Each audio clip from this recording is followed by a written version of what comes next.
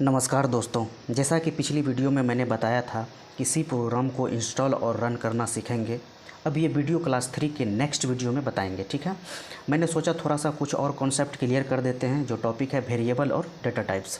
दोस्तों, ये दोनों चीज़ जानने के बाद प्रोग्रामिंग करने में काफ़ी मज़ा आएगा। इस वजह से मैंने सोचा कि ये दोनों टॉपिक को एग्जाम्पल के साथ समझ लेते हैं।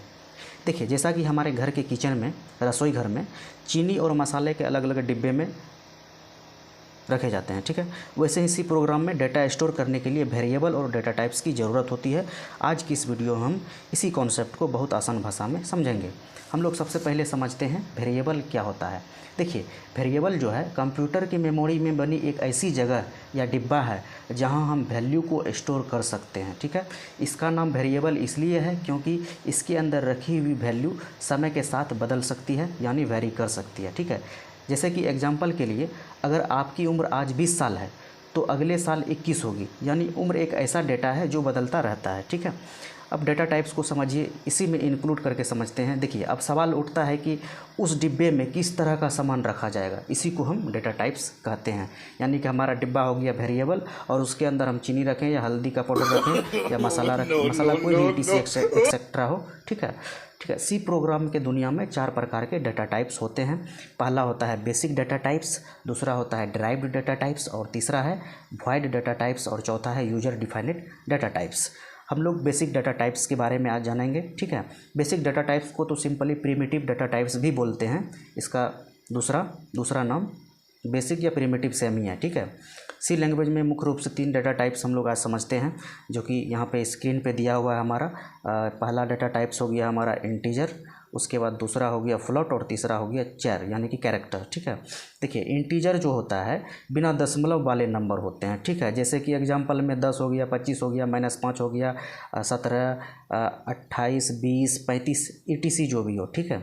अब नेक्स्ट है हमारा फ्लोट जो होता है ये दशमलव वाले नंबर होते हैं, ठीक है। जैसे कि पॉइंट वाले नंबर 10.5, 6.2, 3.8, 5.3 एक्सेट्रा जो भी है, ठीक है। और चर वाले में जो होता है सिंगल कैरेक्टर होता है, जैसे कि सिंगल कोट्स A हो गया, सिंगल कोट्स Z हो गया, सिंगल कोट्स B हो गया, सिंगल कोट्स D एक्सेट्रा जो भी है, ठीक है। इस तरह से होता है।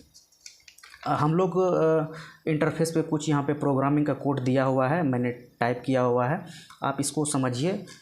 ऐसे तो आपको यहाँ पे आज एग्जांपल के तौर पे समझना है, जिस समय हम लोग रन करेंगे उस समय तो बेहतर तरीके से समझ लीजिएगा, ठीक है। सबसे पहले यहाँ पे देखिए, यहाँ पे हम स्क्रीन यहाँ पे दिया हुआ है कोड्स, ठीक है।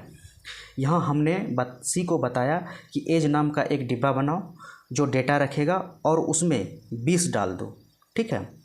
नेक्स्ट हमारा देखिए, यहाँ पे प्रिंट एफ के आगे एज के अंदर हम %d लिखे हैं, उसके बाद फिर %f है, %c है, ठीक है। अब इसको बोलते हैं फॉर्मेट स्पेसिफायर। जैसे कि %d, %f, %c जब हम प्रिंट में इन्हें प्रिंट करते हैं तो सी को बताना पड़ता है कि कैसी डेटा प्रिंट करना है, ठीक है। अब %d हो गया इंटीजर के लिए, %f हो गया फ्लोट के लिए यानी कि दशमलव के लिए, और %c हो गया कैरेक्टर के लिए, ठीक है। तो इसमें तो आप थोड़ा बहुत समझे होंगे। जब हम इसको रन करेंगे ना तो आप बहुत काफ़ी अच्छे से ईजी वे में समझ सकते हैं, ठीक है। तो आज आप लोग समझ गए होंगे वेरिएबल जो होता है डेटा स्टोर करने का एक कंटेनर डिब्बा है, और डेटा टाइप्स बताता है डेटा किस प्रकार का है, इंटीजर लेना है या फ्लोट लेना है या कैरेक्टर लेना है, ठीक है। अगले वीडियो में रन करना सीखेंगे, साथ ही ये भी जानेंगे यूजर से कीबोर्ड के जरिए इनपुट कैसे लेते हैं, यानी स्कैनफ फंक्शन का इस्तेमाल, ठीक है। दोस्तों, अगर आपको ये कॉन्सेप्ट समझ आया होगा तो वीडियो को लाइक और चैनल को सब्सक्राइब करना ना भूलें। मिलते हैं अगले वीडियो में।